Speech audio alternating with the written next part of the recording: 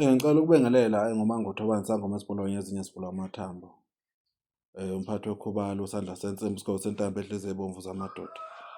Dilathi lwabathathu umanzi olwandle umanzi ababayo. Ngizochaza ngani ngelumbo. Lo uphathi wami sengimenzile mayelana nelumbo lani lesilwane. Manje sengizongena elumbeni lani lomeqo. Ngizoqhubeka kancane kulesilwane mase ngena kuleyo meqo. Uma unelumbo kuhlukene phakathi makuthiwa wena unelumbo lesilwane, wena ubelethisa isilwane.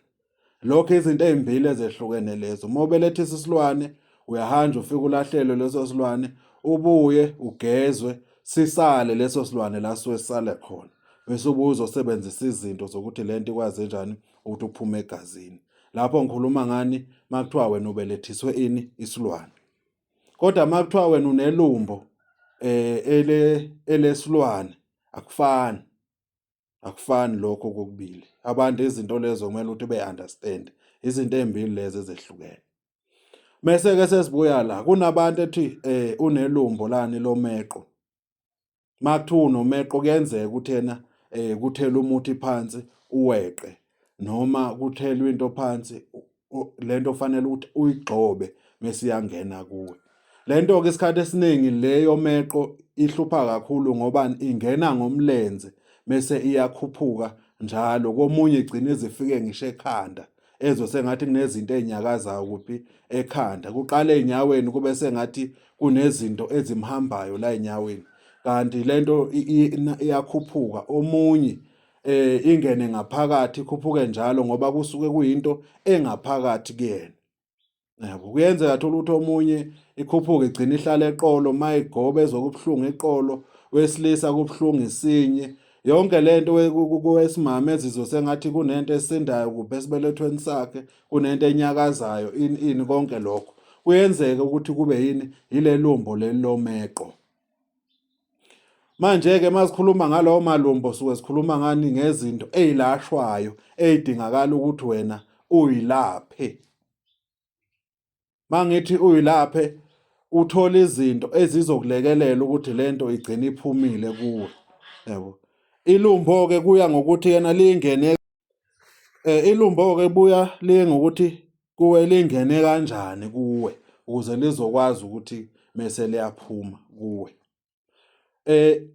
Ilumbo masikhuluma ngelumbo lomeqo suke sikhuluma ngento egcina abanye abantu uzwe kuthiwa umuntu hayi ispinal cord sisesinenkinga ini unani kunento edla amathambo akhe. Ikhona imithi labagangayo abakwaziyo ukuyenza ukuthi igcine kube sengathi amathambo akho ayadleka adliwa yini yilelumbo leli.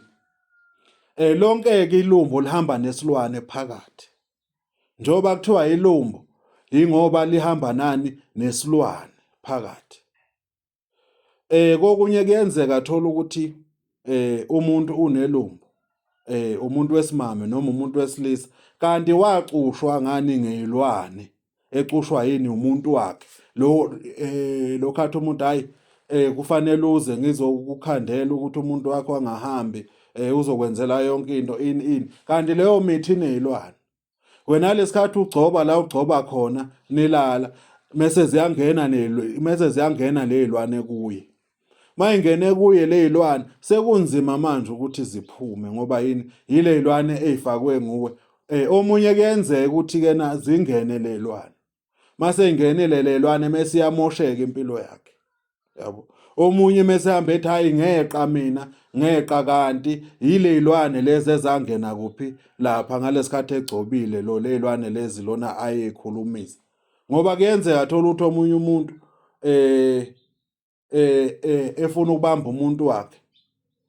Ukuthola ukuthi manje lo muntu wakho wena ufuna umbamba lezilwane seyizohlala kuphi esinyeni zidla inzalo na umuntu wesimame ehlala esibelethweni zidla inzalo. Mase thola ukuthi ugcina lo muntu akabathola abantwana. Yini mayilokhu ethi uyahamba kuthiwa hayi wena khona umuntu okuvalile, hayi wena unesilwane esinye ini. Kanti ileya ntando wena owayithatha uthi ufuna ukubamba lo muntu, yagcina le nto idla leza y'ngane la. Yikho-ke ngithi ezinye izinto zibalulekile ukuthi-kena abantu bayazazi. Nalelo lumbo futhi nalo liyalashwa futhi. Siyathokoza uMangothobani.